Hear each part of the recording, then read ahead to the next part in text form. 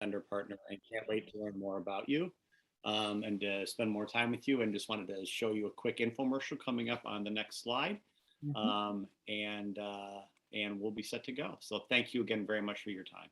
Great. Thanks, Tom. Thanks, Rish. Great to see the both of you. So here we go. There's unrelenting pressure to improve contact center metrics. And whether your center looks like this or this, massive amounts of data are generated every second, including calls in queue, net staffing, schedule details, agent state, and so much more. More data than anyone can process.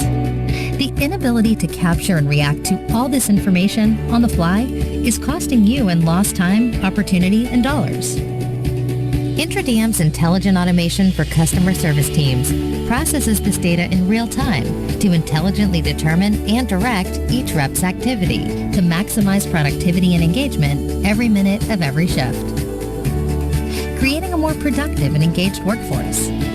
You can alert agents when to wrap up after call work to reduce average handle time. Quickly send offers to take voluntary time off. Conduct training and coaching during idle time. Proactively adjust breaks and lunches in ways that benefit both your agents and your business. All in real time, freeing up your managers to work on more important tasks and reducing operating costs. An unbeatable payoff. IntraDM, guaranteed savings, guaranteed results. Well, thank you, Tom. Thank you, Rish. Any other comments before I move on? No, that's great. Thank you again very much for your time. And you're a new VAC member, so welcome aboard. Thank you. Great to be here. Yeah, and great to have you. Thank you. I think you have a unique position in the market, and I think you can grow a lot with us, and we can grow a lot with you. So I agree. We're really excited for the partnership. Excellent. Okay, let me keep going here. Oh no, geez, I don't know why this is working this way. Sorry, hold on. Okay, so any other comments? Right. Yeah. No, that was just really quick, so you can see kind of who we serve, and then head on to your fireside chat. Great. Okay, so just have Barbara Bush on for a couple of seconds here. Barbara has a great story to tell. Barbara. Good afternoon, everyone. Can you hear me? Yep, we can hear you great. Great. So I just wanted to share, Steve asked me to share that as a result of me learning about all of the new E911 laws, Kerry's Law, Ray Baum's Act here on the Sctc, I have picked up 2, and I'm about to pick up 3 very large pieces of business consulting in those areas. We assist our clients a lot with buying new phone systems and helping them make the right choices. And so we're doing 2 things. We're going back and retrofitting all of the prior installs with appropriate E911, I'll call it stuff. And we're also making sure that the new ones go in correctly. And tomorrow I have the 3rd potential client, and I already know he's going to say yes. Excellent. So if you had to compare that with the cost of your Sctc membership, what would be the ROI? About 5 minutes, something like that, right? On your fees? Yeah, probably more like 5 seconds, Steve. This is a huge project. One client has about 150 sites that we have to potentially retrofit. One is 120, one is 32 sites. It's massive. I don't even know if it would be 5 seconds. You should definitely hit me up for more membership dues. So Chuck, make a note. We want to triple Barbara's dues. Yeah, we're going to come up with a new category. Chuck, remember that.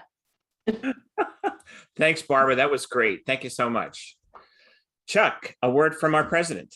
Sure. And for the super observant, you'll notice this picture that on Steve's slide was taken probably 10 years ago. I'm wearing the exact same shirt today. I did that on purpose. A couple of quick things. We now have 111 consultants in the Sctc, which was awesome.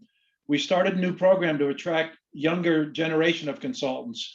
We have a discounted rate. We now have 3 of the under 35 approved on the Sctc, so we're heading in a great direction. And I wanted to just share real quickly we've talked about it a lot, the importance of the community of the SCT. So we're more than just knowledge transfer. It's a community. It's me sitting down at conferences with Dave Clardy and Ian Moffert and Marcia Bailey year after year and getting to know these people. And it helps. It makes me want to do business with them more. I'm working on a teaming opportunity with other consultants on a project, and I had a lot of SCTC consultants that said I can do that, and they could. I had a lot of qualified responses. But one of the factors, believe it or not, when all things were equal, I'm looking at it and going, consultant A doesn't go to the conferences, doesn't get involved, isn't out there. Consultant B does. So I'm giving the nod to people that are out there networking, getting their name in front of people and helping the organization. So it's real important to get out there and be part of this, not just a fly on the wall. Thanks, Steve. Thanks, Chuck. Excellent. So Eric, it's now you and me, and I'm going to shut off the screen share at a moment, okay? And if everybody can go into speaker view, I apologize, okay? And then shut off your video, that would be great. Okay, so Eric, first of all, how are you doing personally, professionally, et cetera? You've been in Chicago for the longest time now. We've had several chats together video-wise. How's everything going on your end?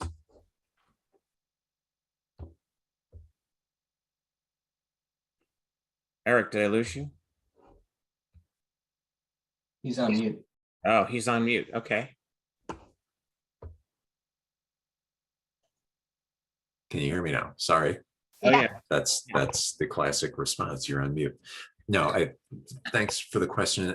And what I was saying was, we Midwesterners always, when somebody asks you how you're doing, you tend to say, can't complain.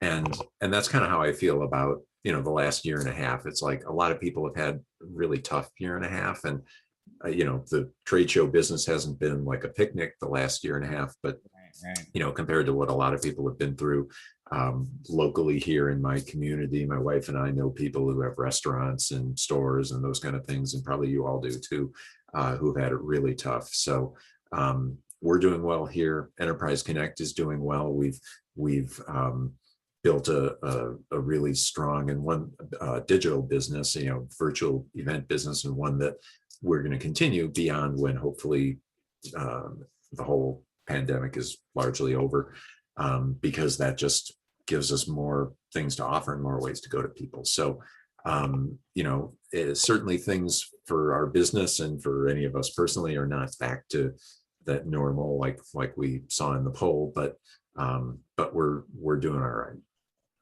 Oh, that's great. Have you traveled much at all personally, or? The only business travel I've done since the start of the pandemic was a site visit to the Gaylord Palms earlier this April or May or so, and it looks great.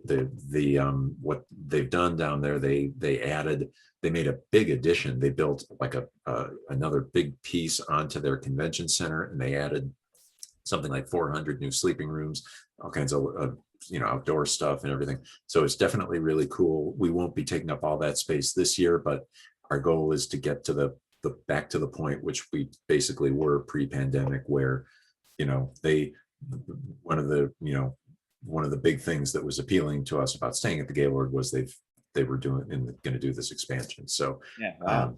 That was my only business travel so far. Okay, well, can't wait to see it.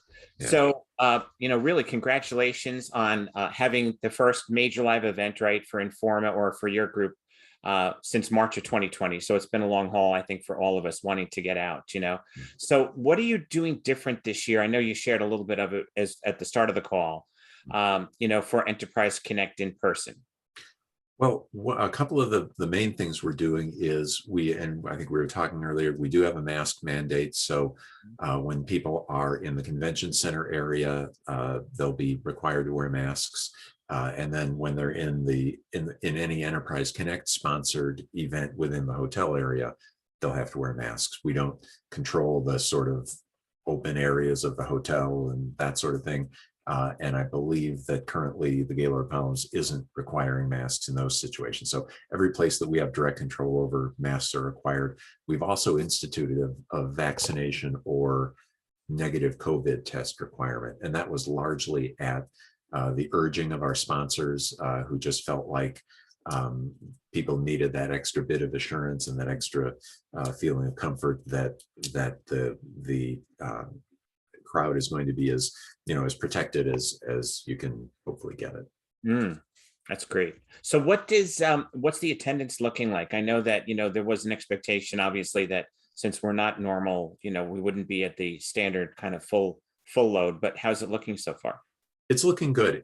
It will not definitely be at the full size we're used to, and we, as you mentioned, we are offering a virtual component of it too. We're calling these hybrid events, and we are expecting between the two to have a something pretty close to a normal crowd in the normal year. But of course, it's just in this environment, the in-person component just will be somewhat smaller. Oh, that's great. So I know, again, you mentioned, so I know that I'm going to be speaking, and I've got a 9 a.m. on Monday morning, and thank you. Although Melissa beats me at 8 a.m.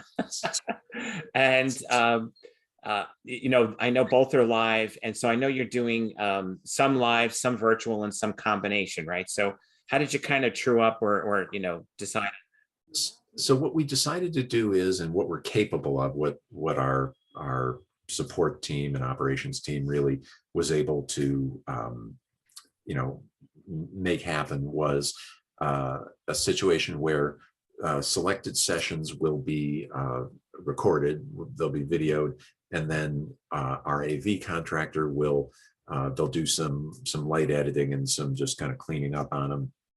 And then they'll rebroadcast those sessions, or broadcast them, I guess, into the virtual environment about 24 to 48 hours afterwards. So about 18 of the conference sessions will appear on the program of the virtual event. So the virtual event has sponsors do sessions, all of everything that's on the keynote stage. So all the keynotes, the general sessions, everything that is in that big keynote room, that'll be live streamed into the virtual environment also. So people will be able to watch live as the keynotes happen. And so the virtual will be a kind of a subset in terms of the content. There won't be all the content that's in person, but there'll be a good chunk of it. So tell me, thank you, by the way. So tell me about what you're seeing that is a little bit, or I should say, surprises you this year, right? There must be some trends or new vendors showing up or new acquisitions happening. What are you seeing, in general, whether it be at the show or outside the show, as surprises that you're seeing in the space this year, Eric? Well, I don't know if it, I mean, I guess I don't know if you call it surprising or not. I think the thing that we're seeing just kind of the overwhelming interest in has been, kind of Microsoft Teams is kind of the shorthand for it. And anything we've done over the last year and a half that's been about Teams, whether it's a webinar or part of a virtual event, or we did some virtual summits on it, have just attracted huge interest. And so I think what we're seeing is that our audience now kind of, people seem to be at the point where, the interest in Teams a lot was driven by kind of the immediate circumstances and getting what everybody dealt with, getting things to work and getting it to just be able to support the basic level of people collaborating and being able to do video and stuff. And now it's like, can you make a decision about how to, what's your platform going forward, or how do you, if you probably ended up with some Zoom also, and you may have legacy Cisco, these kind of things that, again, you folks deal with all the time. I mean, I think the whole, when Zoom bought Five9, that kind of changed the way, a lot of people that we talked to were thinking about Zoom, and about how quickly this transition to some kind of a broader platform could be happening. And it's really interesting, Steve, you're doing the session on on sort of PBX end of life. And to me, that's going to be really interesting, because that stuff is a reality, and it's just people are going to have to deal with it. And I think that's going to be great information for people about, how yeah, everybody's talking about whatever you call it, UCAS or cloud or, collaboration, but, how do you actually kind of take apart the one machine and as you're building the other? Yeah, exactly. Yeah. Not easy to do, and that's what consultants. Exactly. And to that point, if I can sort of make a plug for the other folks who are on the program, and because I think it goes to a lot of these topics too. Beth English is doing a session called Contact Center Tales from the Trenches. And she's going to have Robert Harris, Greg Pittman, and John Purnell on that session. And they're going to share exactly what the title says. They're just going to, Beth kind of, as we were discussing with her, what she, what you want to do, she just had some very telling anecdotes and some very, telling case studies of things she'd worked with folks on as contact centers had moved to home-based agents and to deal with the pandemic. Oh yeah. So that one's going to be really cool. Brent Kelly and Phil at Home are doing their Microsoft versus Zoom versus Cisco session, which is just an incredible kind of crunch of information crammed into an hour and a half. That'll just kind of hopefully give people, they're kind of picking some key areas like security and AI, use of AI, and kind of comparing these platforms. I think we always see a real strong interest in people just getting into the weeds of that. Yeah. Robert Harris is doing a couple of sessions. He's doing one on kind of the kind of a holistic look at the cloud and how, how do you start thinking about if you're doing UCAS or whatever, how does that fit into your company's broader strategy for the cloud, and what's, physically, how are the infrastructures related and how might that evolve? And then Robert's also doing a session on budgeting. That's going to have Jane Leno, Denise Monroe, Gary Lisbon, and again, Greg Pittman, to again, kind of share that in knowledge that they've all accumulated about sort of, again, if you want to do something, you have to try to save money or somehow, tweak the budget or make it happen. So they're going to have some really practical suggestions on that. Melissa, you mentioned she's got and I just finished reviewing the slides. They're fantastic on sort of gotchas for cloud contracts. So if you're, just all the things that probably you all again encounter every single day, and that folks in our enterprise audience really should know about.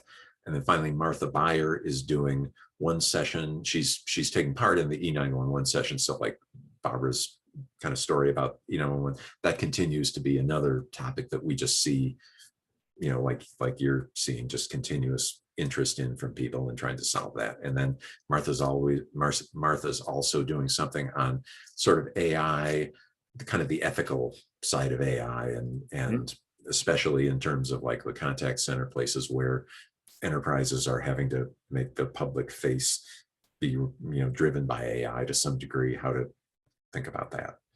So it's kind of a lot, but that's and then we got Dave Michaels, right? Also, yes, Dave is on the lock note, and I think that may be the only session he's doing, but he'll make up for it there. He occasionally has an opinion, Yes. You can sometimes pry it out of him. So what about the keynotes? I'm just going to pop up a slide here because I've got one on the keynotes. So I think it's why don't you share your insights on this, if you don't mind? So the first keynote is going to be Nicole Herskowitz from Microsoft. She's going to deliver that keynote remotely. She's not going to be in Orlando, but her colleague Scott Van Vliet, who's a VP at Microsoft, is going to be in one of our general sessions leading up to that. And I believe they're going to have some presence on the stage, kind of, and I think, as a lot of times happen with keynotes, it's still a work in progress. But I think they're looking at doing things like demos or some kind of live component to it. And I think obviously that's just, again, everybody wants to know Microsoft's direction for Teams. Everybody wants to know what, and I think I don't know if this will be part of Nicole's keynote or not, but I suspect a lot of people will be talking about it, is just thinking about Zoom and 5.9, there's a lot of speculation about what's Microsoft's strategy around the contact center. So if it doesn't come up in Nicole's keynote, it may come up in this general session that Beth Schultz, my colleague, and Jim Burton are doing that'll have Scott Van Vliet on it. Then Jitu Patel on the Cisco keynote. Again, Cisco is one of those companies that they're just always a company that people need to hear from because there's such a power in the installed base, and their approach to their kind of rebranding of WebEx or kind of freshening up that brand, and how they're seem to be leaning really heavily into this idea of hybrid work, and to really kind of putting a lot of their messaging around here's how we think you can enable hybrid work with communications and collaboration technology, and here's Cisco's kind of way of enabling it. So I think that's probably going to be a big part of that talk. Again, I haven't seen any previews of any of this, so this is based on why we wanted them. So hopefully we'll get something like that or something more interesting. Harry Mosley from Zoom. Obviously, Zoom is just a big story. It's, I think we saw the news this week. They only had 131% growth or whatever it was. And there were some people on Wall Street who were disappointed at that. So it's just such a fast moving company, and it's such a, everybody needs to care about Zoom. Everybody does care about Zoom, and they're obviously not just resting on the video laurels. So I'm really interested to hear what Harry says. Anand Eswaran from Ring Central. I'm really interested in them. This is the first time we've had them as a keynoter, and we felt like Ring Central has now for the past several years pretty consistently been up in that upper right hand corner of the Gartner Magic Quadrant. They're still they're the market share leader, at least among the pure play UCaaS companies. They've just kind of really, I think, gotten themselves to where they're a real force, and we're interested to hear what they have to say. And then for Amazon, again, AWS is just another one of those companies. They're just so strategically important to so many enterprises. What they've been doing in the contact center is so different from other companies that we're hoping to get again some kind of fresh announcements or some fresh perspectives from their keynote. So that's those guys. That's great. Yeah, I think it's an interesting lineup, by the way, because the profile of the keynotes 10 years ago was quite a bit different. It was all premise-based vendors and, the big five, so to speak, et cetera, so the game has definitely changed. It is. And it's, one of the things that's a little disappointing this year, as far as those things go, is we've gotten to a point where now usually at least half of our keynoters are women. This year, it just didn't work out that way. But that's been another thing. I remember, I think it's been since I've been here that and it's less a reflection on Enterprise Connect than on the industry, that those were that finally you had women in those kind of higher level positions within really strategic companies who were the right people to give the keynote. So that's been good to see. Yeah. So I apologize. There was a couple of chatty questions here. So one was from Roberta Fox. Eric, do you have any virtual sessions for those that can't travel? She's from Canada. So yes, we've got, the on-site sessions. There'll be about 40 of them. And then virtually, we've got about 18 of those conference sessions. Again, those will be the sessions that we'll film them live or video them live, and then replay them in the environment the next day. And in addition, the sponsors will be doing their sessions. Usually, we try to encourage them to do, some more substantial sessions, bring an end user or an analyst or somebody to do more than just do a commercial. So I think you can find sessions of those that are interesting too. And again, these keynotes and all the general sessions will be in the virtual environment also. Sure. Okay, let me just move to another slide here too. I have a snapshot of the different sessions that you have going on the tracks. So obviously there was a reason why you kind of put these tracks together in these buckets, right? So maybe a quick, maybe 1 or 2 liner on each, if you don't mind. Okay. Well, and maybe, contact center customer experience, again, it's been, I think maybe the thing I'd want to say about that is that's become, it's gone from being really heavily focused on just the core systems to a lot of stuff on, customer journey software. And I think to the point is, BPO and some of the other software that supports, whether it's agent experience or customer experience. Video, again, it's in some ways, video has kind of gotten subsumed with collaboration, but it's still, I think, especially if we think that sometime either fourth quarter or next year, people will be going back to offices, that's a big open question of how are we going to configure video in the office for people. The collaboration platforms is kind of now our name for the Teams, WebEx, Zoom, RingCentral, 8x8, whoever, just those basic platforms, and how that seems to be kind of, what's replacing the PBX functionally, if not architecturally. Practical AI, AI is, like especially contact centers, it's something that's in everything, but we do like to call it out, and we do like to do some stuff that talks about AI, kind of like the session that Martha's doing as AI itself. John Arnold also does a great session on voice technology specifically and how that's going.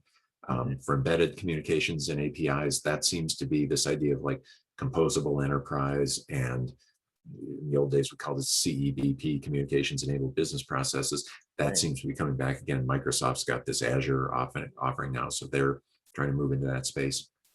UC and UCAS is kind of it's in some ways it's our sort of catch-all. That's where E911 ends up. And then it's also just for the sort of practical today UCAS that you may be working with, again, how do you do your contracts? What problems do you encounter? Workplace strategies is where we're looking at this whole return to work issue, and how do you, every enterprise is going to make that plan for themselves, but how do you as an IT person support it? And then management and security and networks is just kind of, again, all the infrastructure. How do you, I think we got a really interesting session on like, how do you sort of rebuild your WAN when your network architecture is probably so different from what it was when you had all these offices that everybody was working in. Wow. It's a lot. It is. That's how we like it. Exactly. And I think we have one other speaker, if I'm not mistaken. Tom Brandon will be doing virtual reality. Sorry. Yeah. I apologize. We added that because Tom really has really delved into that a lot and got some really interesting perspectives on it. And there's, stuff is happening, we're Microsoft and some of these companies are pushing into that, and it's it's definitely something that we think people are going to continue to be interested in learning about. Yeah, that's great. Let me stop the share. Let's continue.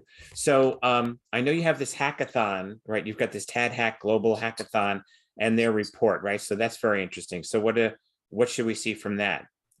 Well, I'll be interested to see what we see. We've been working with this guy named Alan Quayle, and TADHack is something he does year round. He does these virtual hackathons, or does a few in specific places, and in our case, he does it at a local college, Valencia College. So he gets a lot of students. He gets some citizen developers from companies who come in, and they just, the sponsors provide like the platform for people to hack on.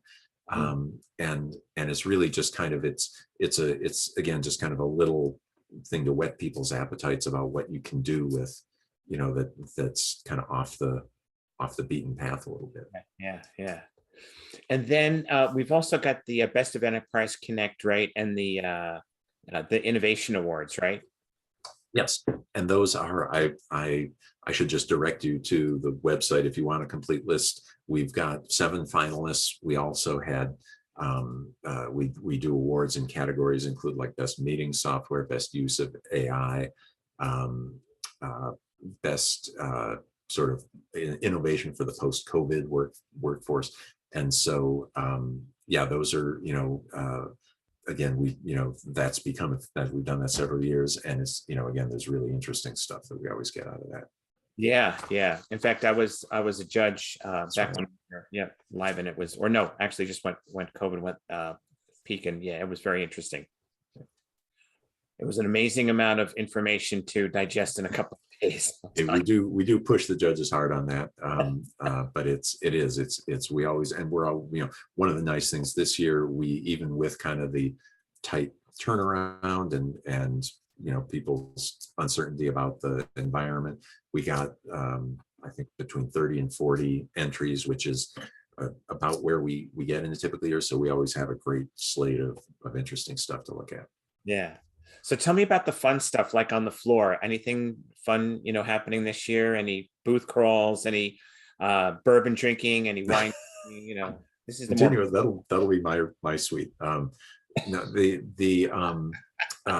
The booth crawl happens Tuesday night, as we've always done it. I think one of the interesting things we're doing, the pattern of the show is a little different just because of the dates that we were able to get at the Gaylord Palms in September. So, and we actually end on Wednesday afternoon rather than going into Thursday just for this show. We're back to 4 days in next March. So what we're doing, since Wednesday night is usually our attendee party, since probably a lot of people will already be leaving by Wednesday night, we're doing a brunch on the show floor Wednesday morning. I believe it is not going to be an alcohol fueled brunch, but some nice stuff and a chance for people to just kind of maybe relax and just kind of stroll the show floor while having some nice brunch food. Great. Well, I'm looking forward to it. Any new niche players that you find interesting this year? I know that's probably a loaded question because you get so many. Yeah, I'm trying to, a couple, and they're not, I don't know if they're on the show floor or not, but a woman named Mila D'Antonio, who is the industry analyst for our Omdia brand, which is the research house that our parent company Informa owns. She is doing a session on customer journey and on some of this new software. And there's a couple companies on her panel that I've spoken to and that she's going to have us discussing. One is called Cheetah Digital, and the other, actually, I'm going to see if I can quick pull it up, because she kind of introduced us to these companies, and I think that's going back, Alta, if we all remember Alto Cloud as one of those early sort of AI driven customer journey companies. That's where a lot of the innovation has been, these small companies. It's a company called Quadient is the other one for Mila's session. And they're just, that's where these, kind of a lot of these little startups. Yeah, that's exactly right. Yeah. So from a logistics point of view, anything special about the Gaylord this year? I think their hotel rates are fairly phenomenal. I heard they're about half of what they normally are. That's good to hear. And I would say logistically, we, probably, there is kind of the COVID, following the COVID protocols, and that'll probably be more of a factor in people's experience than ideally you'd like it to be. But it's, it's probably something to consider. But as I say, they have added, in addition to, they've added on to the conference center and the hotel, and they've added on some additional kind of lawn space and pool space. So there'll be, I think, a few more, kind of just a few more different little spots to hang out. We're gonna, I think one of the things we're gonna do to help, try to hopefully help people feel a little more normal is we're gonna set up some umbrella tables on the lawn that's right outside the exhibit hall, just for people to hang out at. And, you know, you're outside, so you can take your mask off and you can have kind of a normal conversation and just try to make the space a little more COVID friendly. Yeah, that's always the little bit of a challenge there, you know, which that's great. So knowing that Enterprise Connect 2022 is literally what, 6 months out, right? Or 8 months out. So, or 7. So yeah, what's your thoughts? How are you going to, normally every year to plan, right? That's right. Well, I'll tell you, as a matter of fact, many of you, and probably all of you, should be on my list. We just had our planning, it's not even our first, we've had a few planning meetings for 2022 on our content team already. And we're like, this is, you know, we want to, September is when we want to do what we do to plan the program, which is reach out to all the experts. And so many of you are among that, and just start having that same conversation, you know, like, just, you know, what are you seeing in your practice? What's the work that people are needing to do?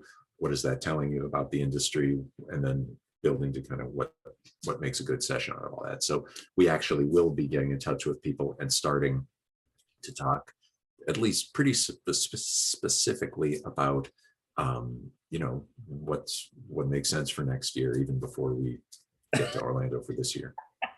So you're saying that we don't get a breather and you don't either. Okay. Nobody's had a breather for the last 18 months. We got to go a little bit more. I'm telling you, we've all had to get so creative, you know.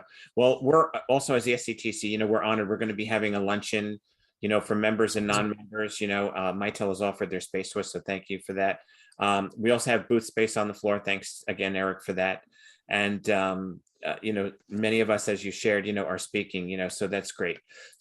Yeah, we're really looking forward to it. So, you know, any final thoughts here? You know, it's I think it's going to be a great, you know, conference. Why, you know, for everyone else that's here, why should they come? I mean, that's a simple question, but I think because it's, you know, nothing, I mean, one thing we have seen is that there is, you know, the pent up demands there. People really, just like people wanted to go back to restaurants and theaters and everything, people really want the kind of professional enrichment and personal sort of satisfaction that you get out of meeting people who, you know, share your interests and who are building a career in the same way that you are. And sure. And so you know, the great content is going to be there. The networking is going to be there.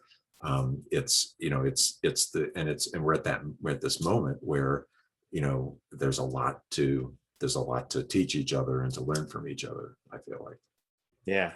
And just to put in the plug, you know, again, we so appreciate the SCTC. You guys are such wonderful partners. You know, contribute weekly to No Jitter. So many of you help out with the sessions, and we encourage everybody who's got some ideas, just reach out to me, and let's start talking about, you know, going forward, how we can work together, because you all are just so great to work with. Well, I'm going to have to send you now a big fat check for that one. Okay. I was going to send you a small check, but yeah, so good, that plug. I have to make it a bit bigger. So Chuck, get the checkbook out. No, just kidding. So Eric, hey, I'm really looking forward to seeing you personally there, and Beth and everybody. In fact, I got an article going out today on No Jitter, you know, about my session at Enterprise Connect. And I think all of us are looking forward, you know, those of us that can make it, you know, live, we're looking forward to being there. And then virtually, I know, you know, those that can attend will at least be there virtually. So any closing questions for Eric before we close out?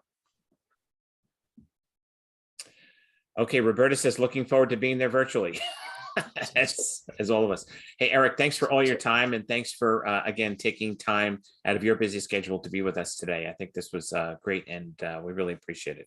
Thanks so much, Steve, and thanks everybody, and we'll see you soon. Okay. Great Thanks. Update, Eric. Right. Thank you, Thanks a Eric. lot. See you there. Thanks, Bye-bye. Eric. Bye, everyone. Thanks.